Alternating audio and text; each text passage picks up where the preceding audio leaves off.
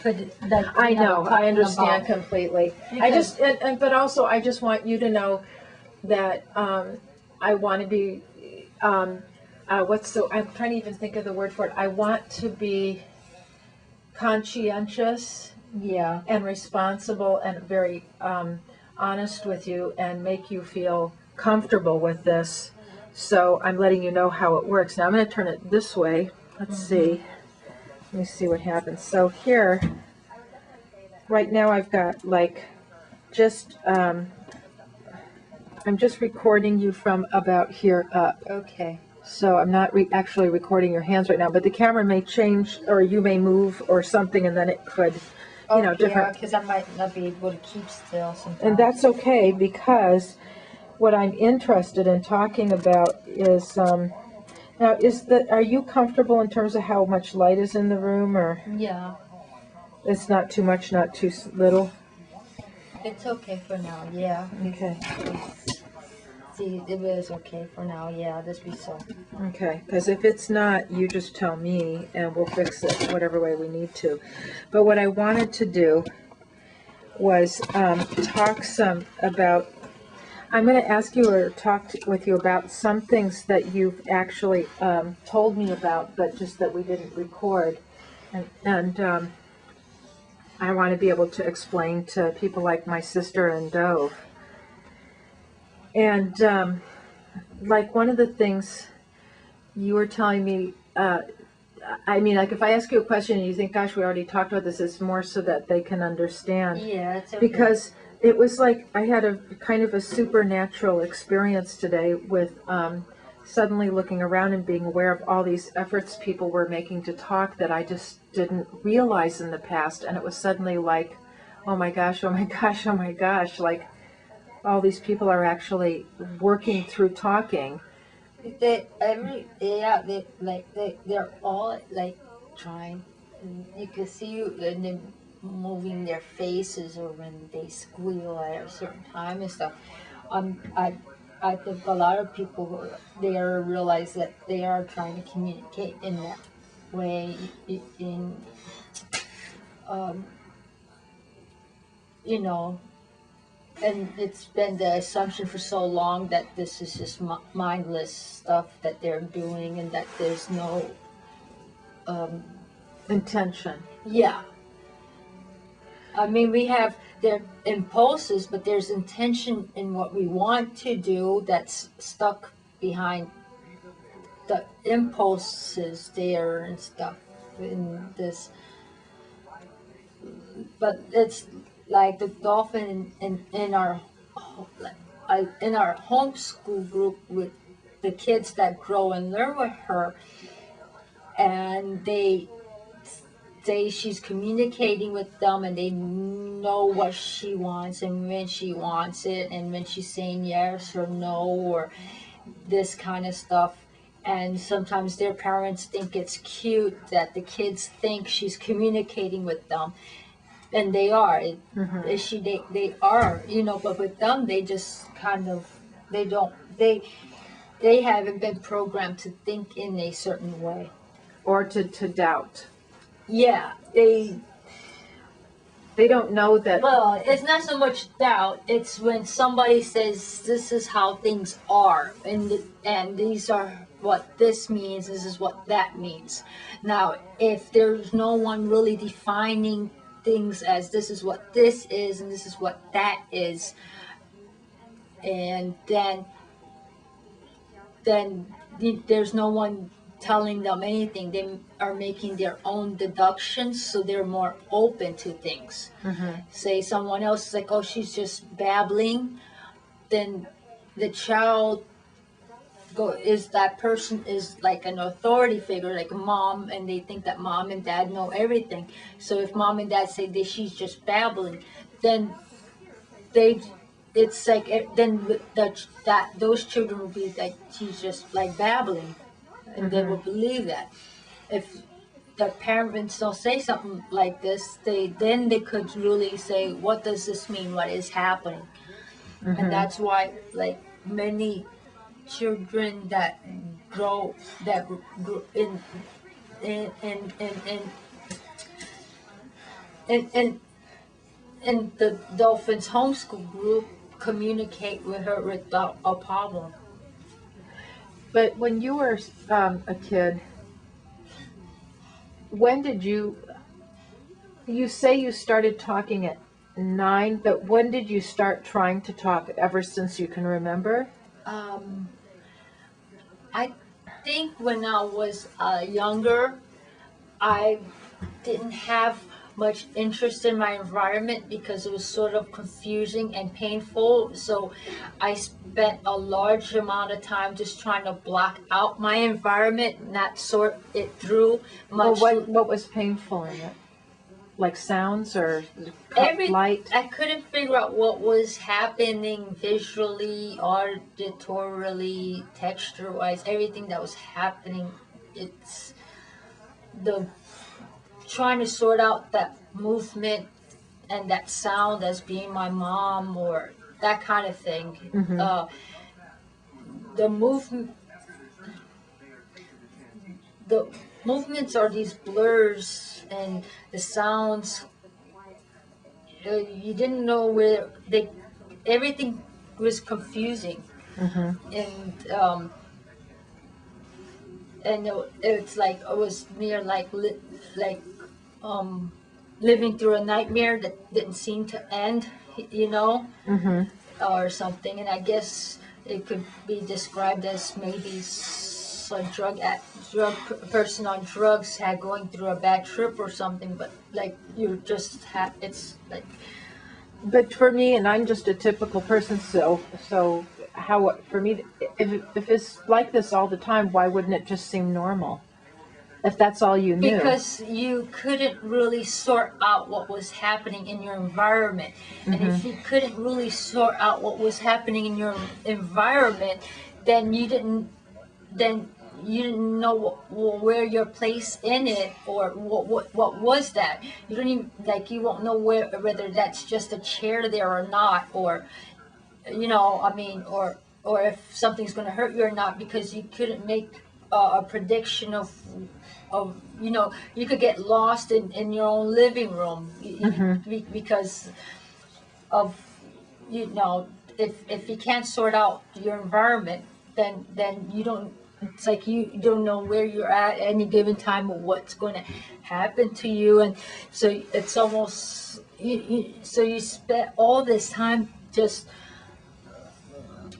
shutting it out, that it takes a longer time to sort through things little by little, and that takes time. So after a while you start making sense of what's going on around you, and then that could take like a couple of years, and then you could spend another 5-10 years sorting out your place in your environment and what this means. It could take a couple more years before you decide, where you spend so much time blocked off a little bit that it's like another leap to throw yourself in there, because you got so used to things. And then afterwards, the environment isn't like as frightening as before, but you're kind of almost stuck, like watching it like TV people's. And after a while, people have regarded you kind of like like TV people. They don't acknowledge you. And they're just up on a screen. Exactly, but then after a while, that's how things. That's your environment after a while, where you have as much real participatory contact with the world as that. I mean, it's nearly not their fault, and it's nearly almost not your fault, because you shut, to protect yourself, you shut the dog out. Yeah, you did it for a long time, but then after a while, when things start settling down a little bit, or you get used to stuff and you start realizing what this is and that is, and you start trying to do things to adapt or adjust, everybody learns and adjusts, and or tries to anyhow, as best they can, I think. So it takes time. everything takes time. And When you were a kid, did you pretty much stay in the same place, or did you travel a lot?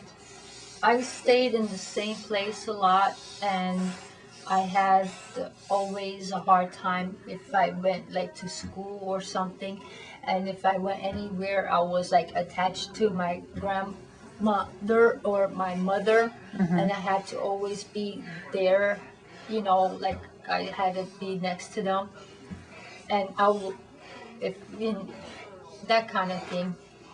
But then, and I would get lost easily because I would get absorbed in some detail or something that I would lose them so easily. I find something underneath the table or something. I then everything derails so quickly. Um, that's the only thing is just that you could make sense of something for a while, but then it could just so easily in an instant everything derails, and then you're back in the nightmare again. And the nightmare is where you're shutting everything out. And the nightmare is where you can't make sense of anything. You don't know what you're seeing. You don't know what you're seeing or feeling or hearing or that kind of thing. You don't even, that's overwhelming. And and then I would have like fight, or people would come, if I would panic, and then if people came near me, say even my mom, I would lash out because I wouldn't recognize her as my mom in that instant. And that's some pretty bad meltdown because I hurt my mom before she miscarried because of me at one time because I kicked her and she miscarried, and my father said I was an animal and that they had to put me away.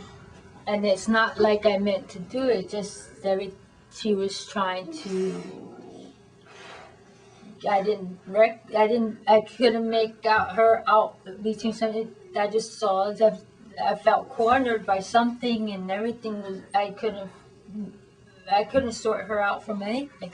And I didn't even know what happened until years later. My sister told me that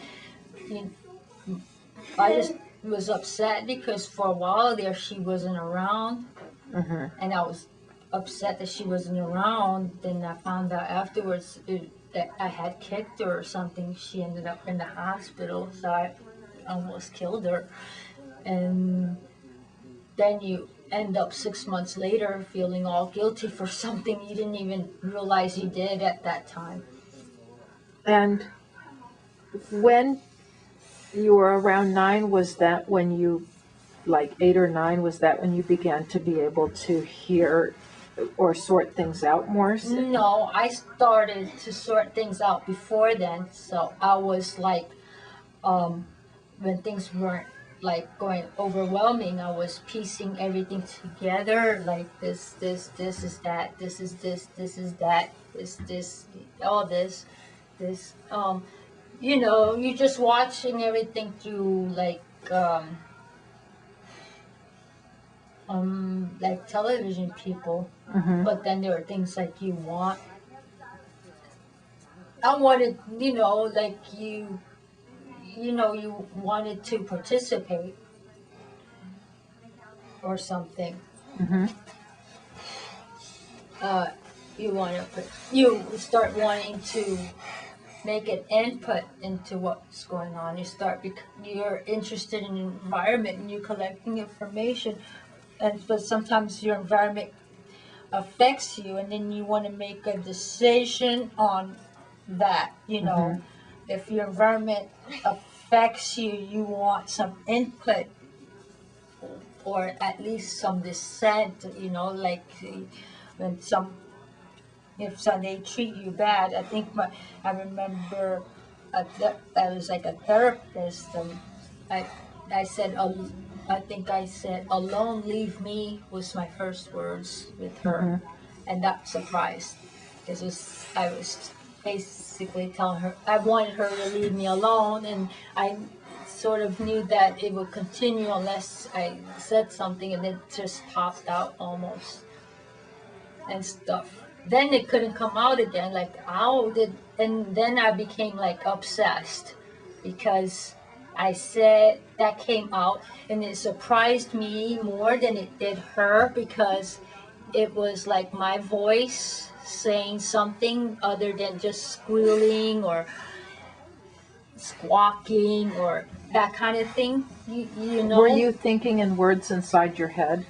Oh, I had words in my head for a long time. Mm-hmm. I just, They wouldn't come out.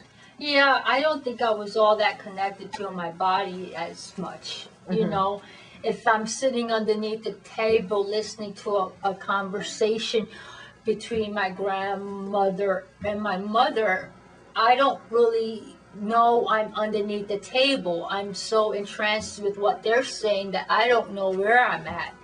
I'm actually focused, memorizing what they're saying and all into that. So it's like I'm floating around myself almost.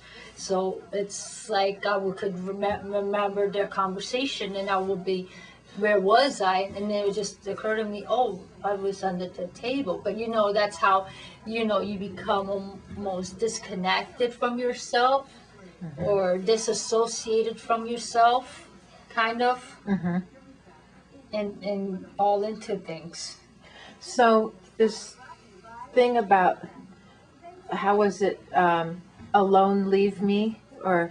Yeah, it was, I said, alone leave me, when I wanted the therapist to leave me alone. This be so, yeah. And it came out when you had some very strong feelings about needing some space. Well, she was hurting me for one thing, and it was actually, I was feeling it, and it was bothering me. It was, the environment bothers you enough, you want to fight back, but instead of fighting her, I said that because I realized the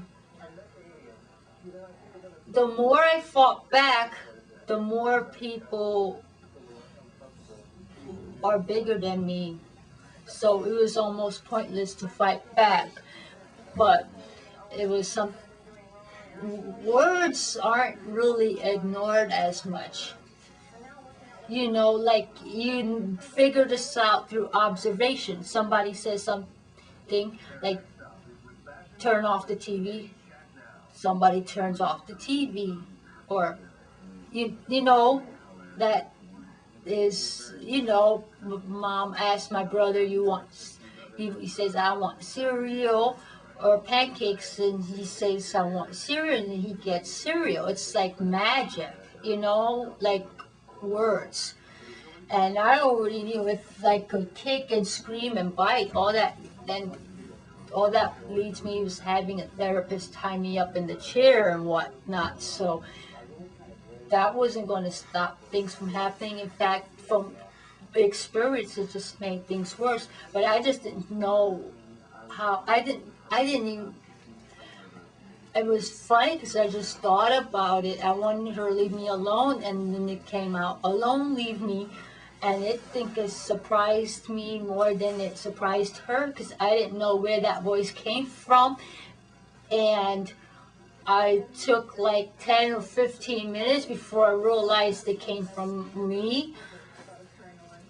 And then it became obsession, because for the longest time I figured out I couldn't talk, and I heard, and this was basically verified by everyone, because they say she can't talk, then so my mom will make decisions for me or things like that, because I couldn't talk or whatnot. So it was like accepted. I accept, you own it. So but once I realized that this be like not so, once I figured out that those words came from me, I was like obsessed. And when you say obsessed, was it that you? It was like what they would call the preservation, where you, every like like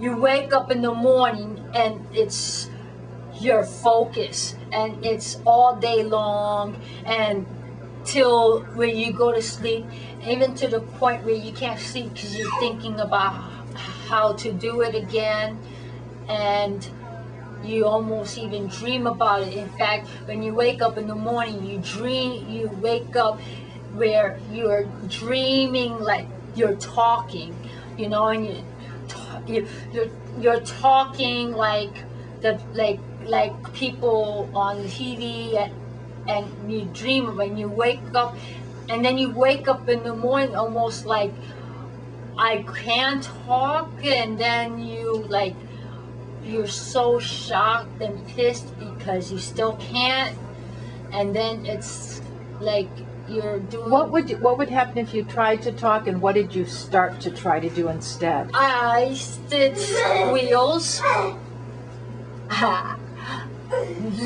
like what she's doing there, you know, she's looking at herself in the mirror. The dolphin is looking at herself in the mirror, and you see the sound she's making. That's what I did. And the you know, you're like, and and you're driving people crazy because you're doing all this, and and you're working on. And sometimes a high pitched sound is coming out. Yeah, because you're trying to get and then you get like you start using that, and you trying to you want to say something like beautiful and clear, and then it just comes out like a train wreck, and sometimes literally it's like, oh, and so she thinks it's funny now. Like I did what she's doing, like she's trying to talk, and now she want to get into a conversation too, but that's what she was doing. She's in the mirror looking at herself talking, and she's babbling, and you are kind of talking because you're thinking about what you're saying, and you're practicing in front of the mirror what you're saying. It's just coming out all wrong, and you're just trying to figure out like why. So what did you start to figure out that you could do so that it would not just come out like as a high-pitched whoop or something? I looked at the TV people talking. That's right, you but said the that. TV people talking, it looks different than regular people.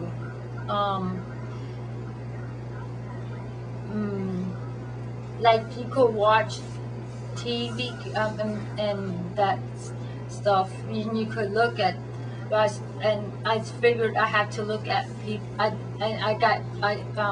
And what part of the person were there some parts of a person that would be important to look at? Like the mouth or? The mouth. I was looking at the mouth. I started looking at the mouth a lot because I that's when I started looking, because I figured out I had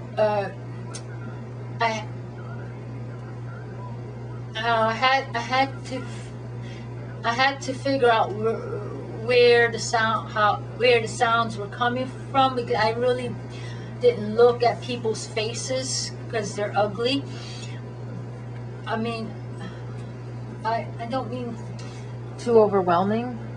I don't know. Faces are weird. Because I noticed even with me, you would always check my name tag, not my face. And because that's that's how I don't look at their faces. If you didn't hear my voice or anything, if I was just still and quiet and wasn't wearing a name tag, would it be hard to know it was me? Yes, it would. So looking into my face and my mouth and eyes and things, I would recognize your shoes. Yeah, because you saw my shoes had changed color. Yeah, I always look at the people's shoes and their feet, but you can't recognize people with their shoes, because if they change their shoes, then they're not who they are anymore. Or if someone else has the same shoes. And that has happened because I got lost one time because I was following my mom's feet, and then there was a woman with the same shoes, and I ended up following the woman, and then it turned out she was my mom, and that was very that was very where was I this okay, my brain farted. You were following these shoes, and it turned out they weren't your mother's, and you got lost. So I looked at people's feet a lot, and I did that. And so now there was this connection for you that you would have to look at their mouths? Yes, that's when I started looking at their faces, as horrible and uncomfortable as that is. And why would it be, and I'm just asking because I just don't know the answer at all, why would feet be any worse or nicer than a face? I don't know. That's just how it is. I don't know. They like move and they click, and I don't know. I look at the shoes a lot. I don't. I don't know, and I didn't. And for a long time, I don't look at the faces. So it was when I made a conscious decision to imitate people that I had to look at their faces, and I look more in their mouth a lot. Was it easier to look at their face if you only looked at one part than if you tried to look all over their face? I mean, like if you only look at their mouth instead of looking at their nose, eyes, cheeks? Well, I could look at a nose, I could look at a mouth. I can't do it all at the same time. So the focus is... I only see parts. Like if I see the mouth, I only see the mouth. I don't see nothing else but the mouth. So I looked at that part of the face because that's where the sounds were coming from. You know, and I know it sounds crazy, but you have to, it's in the direction of where it is, so you almost look at the face and you're staring at the face because it's maybe silly to you almost. I find it silly now because now that I know that sounds come from the mouth, you know, I think I was already like 9 before I realized this. I don't know. It took a while because if you don't look at people's faces, you don't know if the sound's coming from the ear or the hair or spilling out of the eyes or anything, and stuff. So here you had an experience with the sound coming out of your mouth, and now you were starting to look at other people's mouths. But that's the thing, I didn't even know where it came out of from me. It just popped out, and it happened so fast that I didn't even realize it came out of like here, you know, all that. But that's when I figured out that it was coming out of the mouth. Then I was staring at people's mouth all the time, and I was mouthing like they were mouthing, like, and I was doing all, you know, like if they moved their mouth a ways, I moved my mouth a ways, and would you check that then in the mirror? All the time, this be so I would practice in the mirror, and I would look at the person, and then I would run to the mirror and look.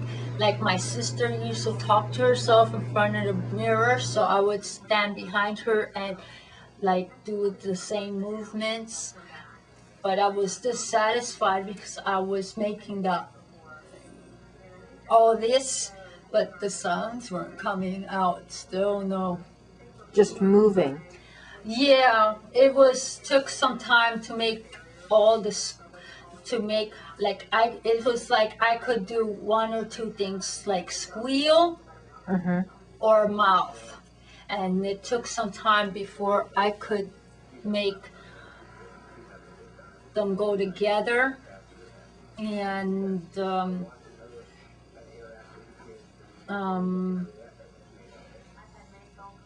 because if you don't move them, like like I couldn't make consonant sounds, like the consonants, like CON, SON. Yeah, It beeped, it says record, and all of a sudden, all the seconds and numbers are changing. Wow.